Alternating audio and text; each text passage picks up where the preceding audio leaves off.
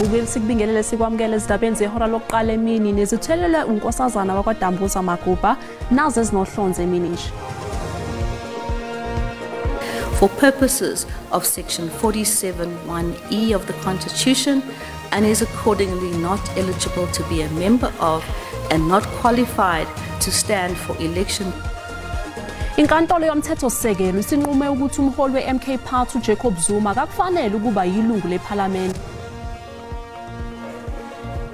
Uya ngokushuba umbango wamavoti esifundazweni kwaZulu-Natal. Amaqembu amane athathwa njengamakhulu kulesifundazwe athazimisele futhi akulungele ukuhola lesifundazwe.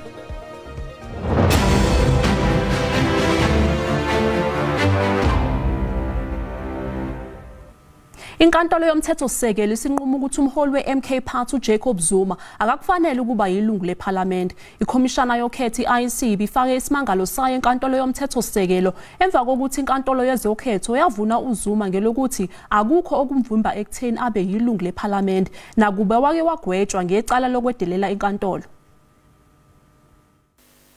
Phakathi kokunye okubalulwe umehluleli uTheron uthe ikhomishana yokhetho kungumsebenzi wayo ukuthi icubukulisise bonke labo abajujelwe ePhalamende ngokuhlulwa amaqembu abo ezombusazwe.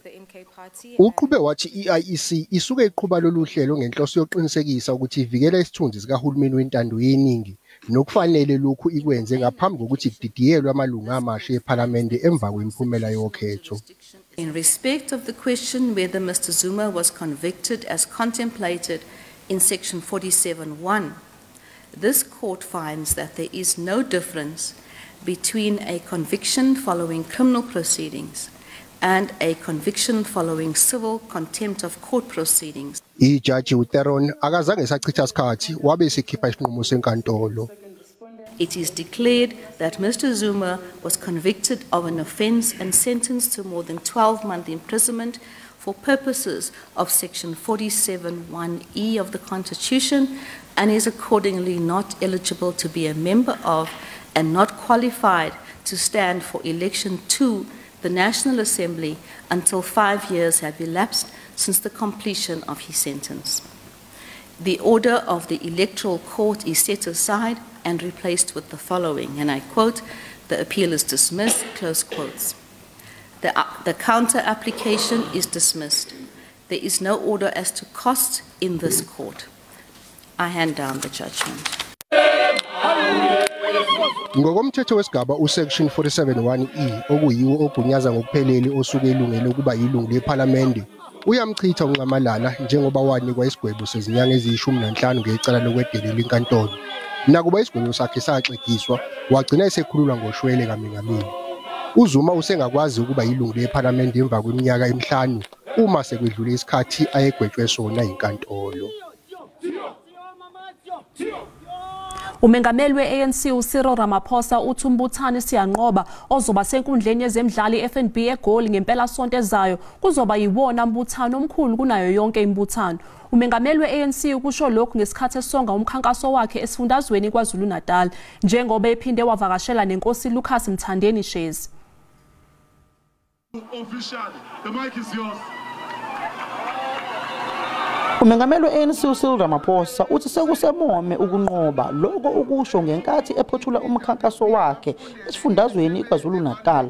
Uthi bagxile ekutheni bathole abantu abaningi abazovotela iqembu ukuze iqembu lizonqoba kahle kakhulu. ANC izophinde ibe nombuthano wayo isiyanqoba enkundleni yezemidlalo iFNB lapho izobe ibheke khona ukugcwalisa inkundla ngabantu abayizinkulungwane eziyishagalolunye ngenhloso yokukhomba umkhombandlela wayo okuya okhethweni. Siyanqoba rally is going to be a massive rally. It's going to be big.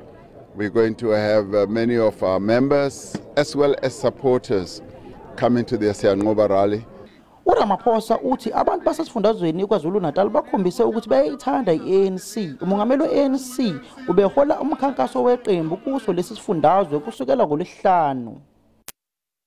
To the people here in KZN is we have proven during the week that the ANC leadership has been here, that the people of KZN love the ANC. Inkosi uShozi emva kokupha umongameli weANC inkunzi utshele abantu bavotele iANC. Ngimfisela inhlanhla Inkosi imbusise.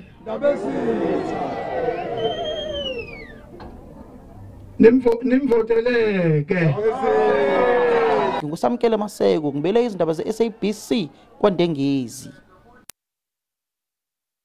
Iqembu leNkatha Freedom Party lithi uma selivotelwa lizowuhlakaza ngokusheshsha umasipala weTheku futhi lisebenze ngokuzikhandla ukubuyisela lo masipala esimweni sawo.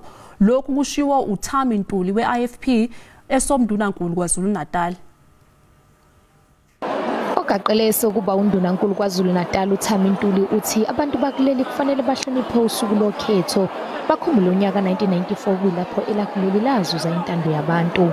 Bathembisa ukuthi leli iqembu lingahlinzeka ngokuningi uma lingahle lithole amandla okubusa. IFP izotshala imali ngokuvala imigodi ama-potholes phecelezi kweyonke imigwaqo bese iqinisekisa ukuthi yonke imigwaqo eyibhuqe emakhaya nasemalokishini ifake itiyela. Siyokwenza thina ukuba singene emandleni.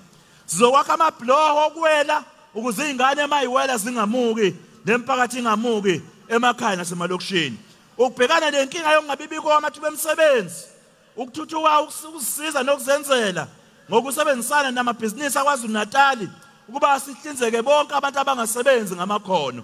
Sasikwenza thina lokho saphethe KwaZulu-Natal. Izakhamuzi zizwakalise imizwa yahlukene zibhekise eqenjini IFP. There are so many graduates out there, but there are no job opportunities.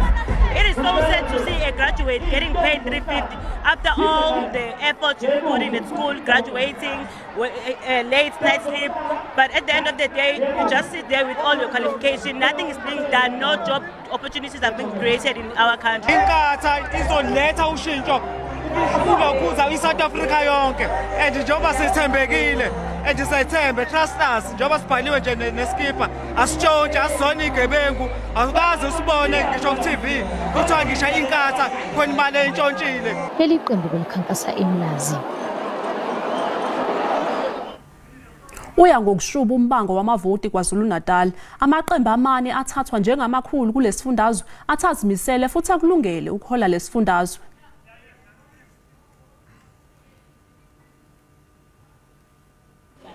INingizimu Afrika ibungaza iminyaka engama-30 selokhu kwabanje ukhetho lokuqala lentando yabantu.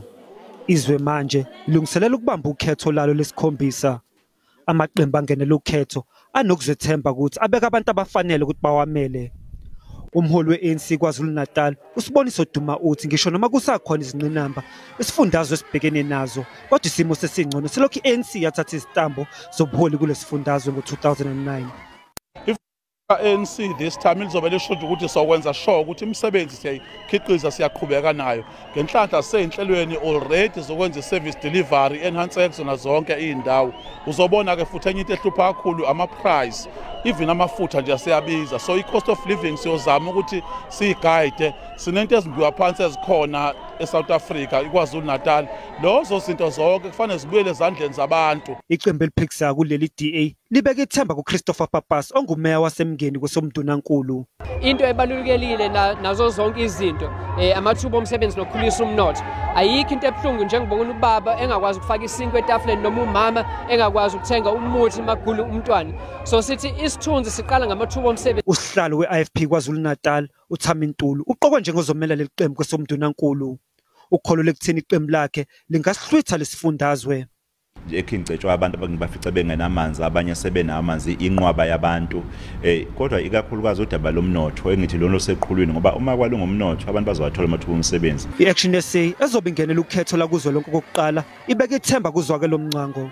Sithi as-Action SA kumele sikhande uhlaka ozohlanganisa aba-border management, u-home affairs, u-SAPS kanye nomasipala uqinisekisa ukuthi sifaka umgomo noma umgoqo ozovimba ukuthi abantu bangaphandle bengafuni ukuzenzela nje ezweni lethu.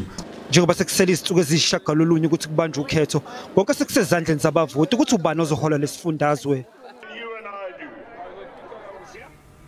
Sisathi qhu ezitolo kanti uma sibuya sizophathela udaba oluthi if you have to compare the 3 financial years, the same period, and that's what excites us is that the improvement.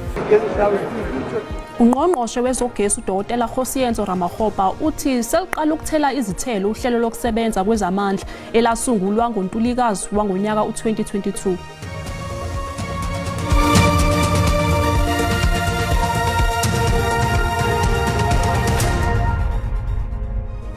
Sikubingelele sikwamukele uma ngabe usanda kungena. Udabeni oluphambili besibike ukuthi inkantolo yomthethosisekelo isinqume ukuthi umholi we-MK Party uJacob Zuma akakufanele ukuba yilungu lePhalamende. Mbukela sikhumbuza ukuthi lezi ndaba zikhona ku YouTube na ku SABC Plus. Ngena kuzo uzicinge ngamagama athi SABC izindaba na kanjani uzosithola. Iphoyisa uGideon Hose ongungoti wokuxilongwa kwemininingwane equkethwe umakhalekhukhwini uyaqhubeka nokwethula ubufakazi obuveza ukuthi abasolwa babexhumana ngomakhalekhukhwini ngaphambilini yize umsolwa wesithathu eziphikile ezinye izinombolo ezikhomba ukuthi ezakhe. 8.2.1 is a combined communication between all the accused. I'll start by paragraph 8.2.1. Sintembisa Sibia accused 1. First one, Sintembisa Sibia accused 1. Cell phone number 0793979037. Contact Mapiza accused 4 on 07713953801 19 times, 10 direct calls, 9 CF call forwards, and this was between the period 18 June 2018 and 19 February 2020. Owesilisa olimale kudilika udonga lwesihlabathi endaweni yesakhiwo eBhalito kwaZulu Natal utshela amalungu omndeni wakhe ukuthi kwenzeka isigameko esifanayo ngoLwesihlanu. uSiyami Magobheni oneminyaka engama-28 nosinde ngokulambisa kushona asebenza nabo kulesigameko ngomgqibelo uthi izesebenzi ezimbili zambozeleka ngaphansi kwesihlabathi esadilika endaweni abesebenza kuyo ngoLwesihlanu. Yena uphuke ingalo nomlenze kanti uthola ukwelashwa esibhedlela.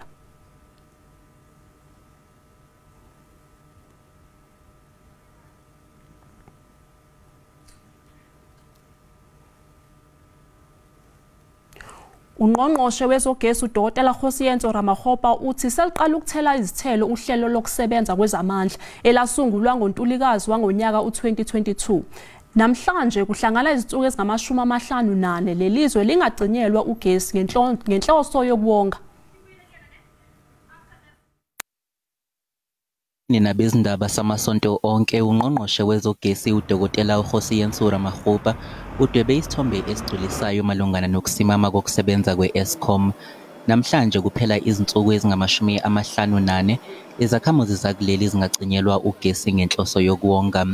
uRamaphosa uthi le nkampani ekhiqiza ugesi yenza kahle kakhulu uma kuqhathaniswa nesikhathi esifanayo eminyakeni emithathu edlule. So that trend line on the energy availability factor is going up. If you are to compare the 3 financial years, the same period, and that's what excites us is that the improvement. Week number 7, of course, we reached about 67% of EAF. uRamaphosa uphinde wadalula ukuthi bazohlulisa isinqumo sakamuva senkantolo ephakeme esePitoli ngelithi kumba eqolo ukugcina izikhungo ezimqoka zinogesi ngesikhathi sokucishwa konga kogesi. And we also don't deny the fact that the load shedding it's a significant dent on the ability of those institutions to deliver on their constitutional mandate. So that's not in question. What we're trying to say is the manner in which we are expected to execute could be expensive, unsustainable, and of course we're requesting from the court some degree of clarity on what the judgment meant. Uphinde watusa izikhulu kanye nebhodi le-Eskom ngokusebenza ngokuzikhandla ukubhekana nenkinga yokucishwa konga kogesi, kepha ke wakubalula ukuthi kusekuningi okufanele kwenziwe ukubhekana nalenkinga. Umbiko uSihle Dlamini wezindaba ze-SABC. Uma sibuyela odabeni lwaphambilini owesilisa olimale kudilika udonga lwesihlabathi endaweni yesakhiwo eBhalito kwaZulu Natal utshela amalungu omndeni wakhe ukuthi kwenzeka isigameko esifanayo ngoLwesihlanu.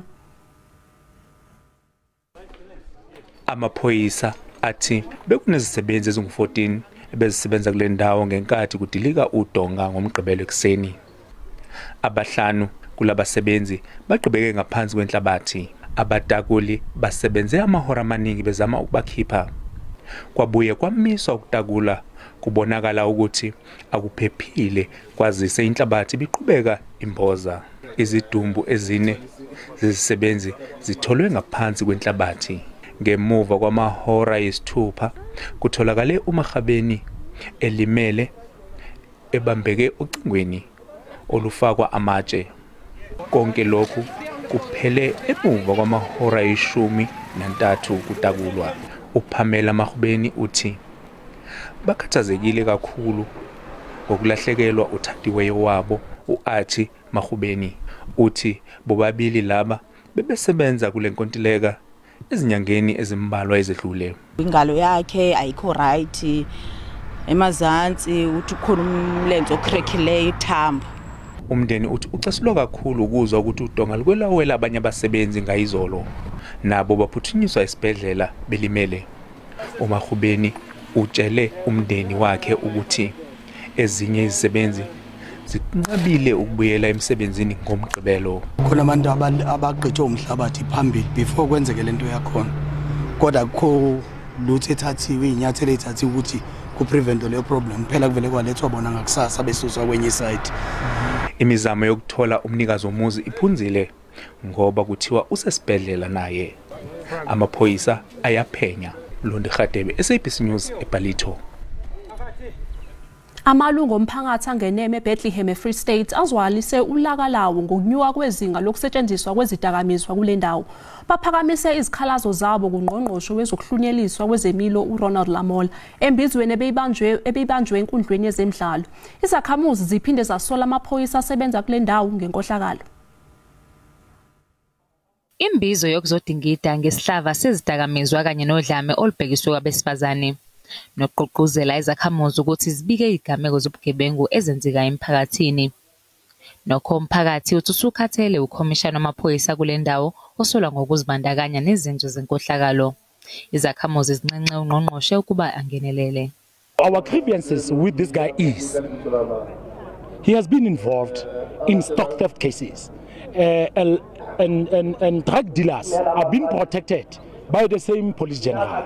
Now we say enough is enough today with this police general. We've got so many cases that we can put on record that he is involved with. Ungqongqoshe unqenqe izakhamuzi ukuba zisebenzisane nabaholi ukulwisana nalesi sihlava.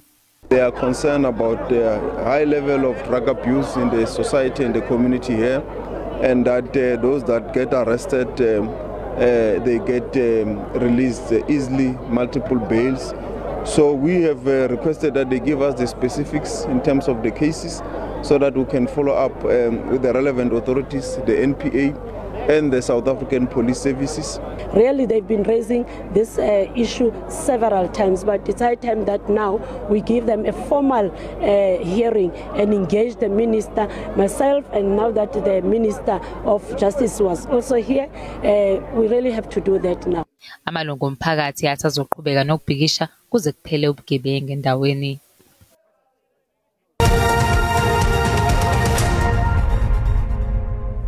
Lusephansi uhwebo lweRand ezimakethe njengamanje. IRand libiza u18.17 edoleni laseMelika liba ngu23.07 kupondo kanti lingu18.17 kueuro. Ipula laseBotswana u1.35. Iphezulu inkomba yezabelo eJSC. Igolide libiza $2,444 i-ounce, iplatinum yona ibiza $1,094 i-ounce, uwoyela ongahluziwe ubiza $83.86 umphongolo. Mbukela umhlasho wesimo sezulu uyalandela emva kwekhefu.